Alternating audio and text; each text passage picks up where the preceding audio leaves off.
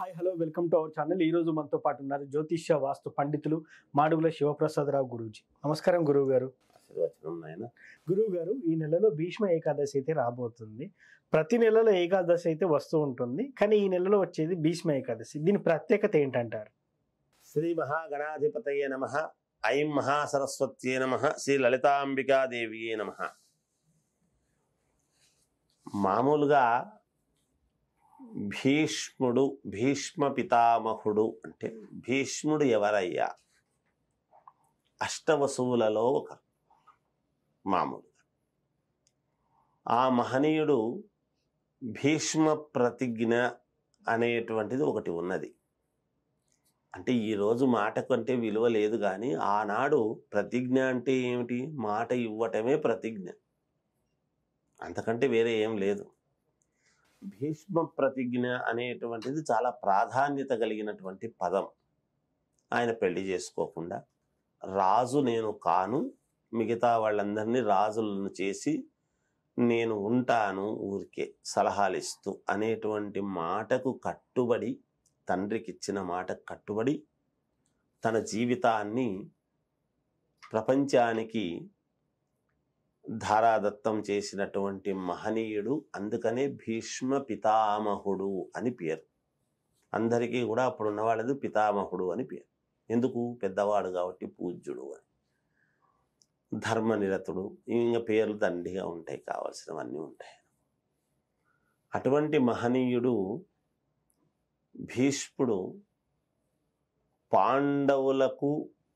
పాండవుల మీద అత్యంత ప్రేమ కలిగినా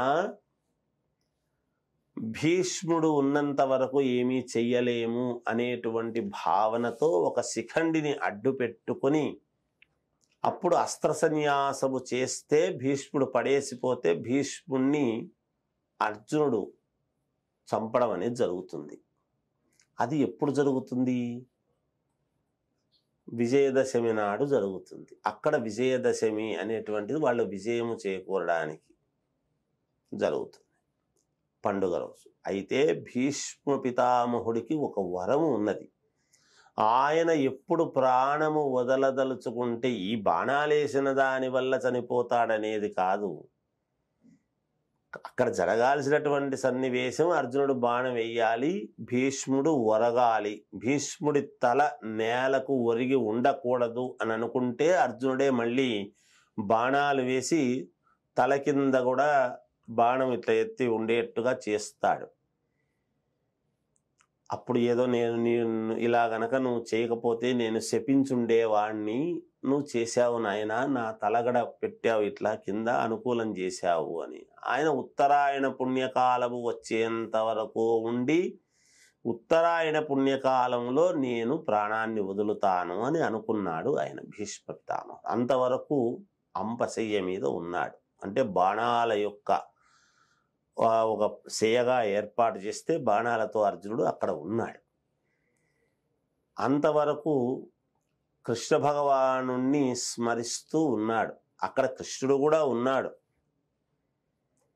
సరే, కృష్ణుడు, సూర్య భగవానుడు అంతా, శ్రీకృష్ణ భగవానుడు కూడా మరి రోజు అప్పుడు యుద్ధం యొక్క రాజనీతి ఏమిటంటే సూర్యుడు ఉదయించినప్పటి నుండి సూర్యుడు అస్తమించే లోపల యుద్ధం జరగాలి. అస్తమించిన తర్వాత యుద్ధం చేయడానికి అవకాశం లేదు. అదొక ధర్మం, ధర్మయుద్ధం అంటారు దాన్ని. అలా సూర్య భగవానుడి యొక్క అనుగ్రహము శ్రీకృష్ణుడికి కూడా ఉంటుంది. ఇక్కడ ఏమవుతుంది? ఉత్తరాయణ పుణ్యకాలం అని మనం ఇప్పుడు ఏం చెప్పుకుంటున్నాము? రథసప్తమి అనేటువంటి రోజు.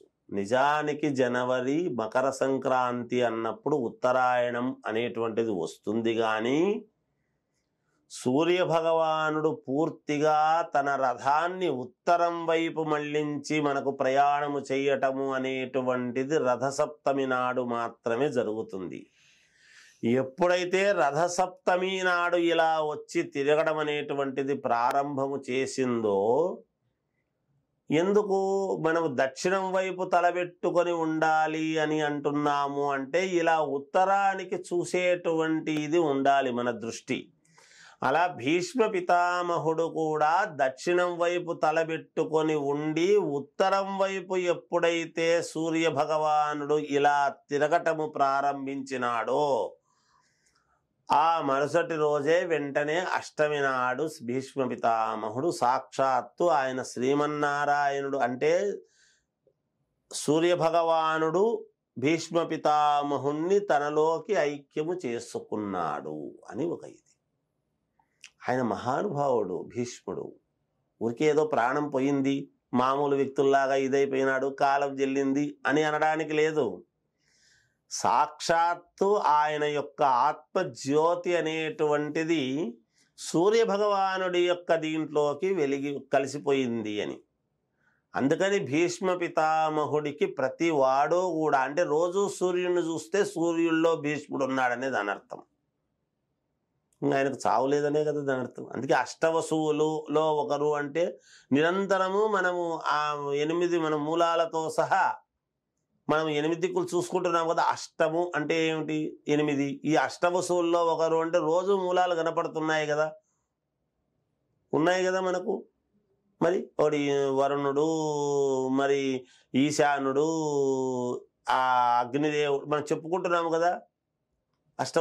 అష్టవసుల్లో ఒకడు కాబట్టి భీష్మ పితామహుడు కూడా చిరంజీవి లాగానే మనం రోజు సూర్యభగవాను చూస్తూ ఉండేటప్పుడు సూర్యభగవానులోకి ఐక్యమైనాడు. అంటే సాక్షాత్తు శ్రీమన్నారాయణ స్వామి స్వరూపములోకి ఐక్యమైనాడు అనేటువంటి భావన అది ఈ అష్టమి నాడు.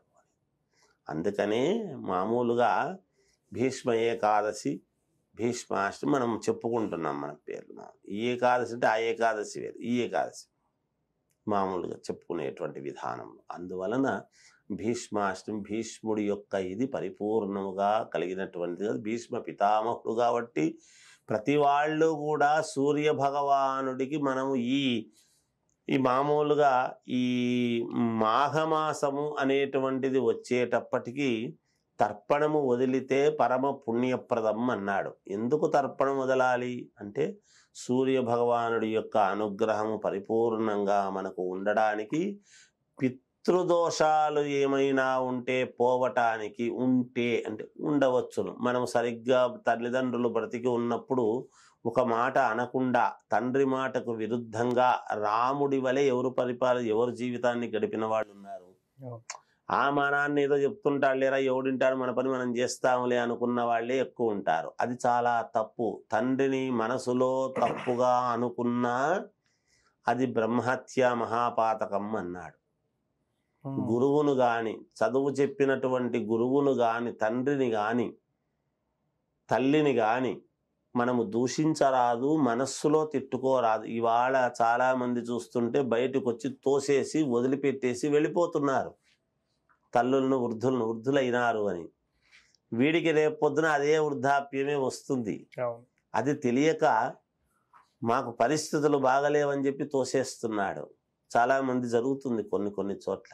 మహనీయులు ఎంతోమంది దగ్గర పెట్టుకొని పూజించి శాలువాలు గప్పి తల్లులకు తండ్రులకు శాలువాలు గప్పి గౌరవించేటువంటి మహనీయులు కూడా ఉన్నారు.